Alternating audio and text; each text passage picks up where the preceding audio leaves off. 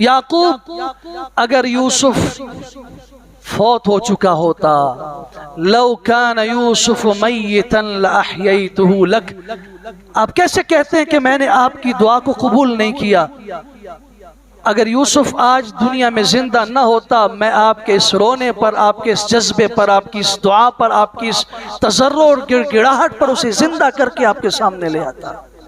मिलाया या नहीं मिलाया? मेरे और आपके लिए इबरत छोड़ दी। 5000 साल से जायद का अरसा बीच में गुजर चुका है। आज यही पैगाम सूरह यूसुफ दे रही है, नहीं नहीं, अल्लाह से मायूस नहीं होना। सबसे मायूस हो जाओ, अल्लाह से नहीं होना। इब्न क़य्यम फरमाते हैं, अगर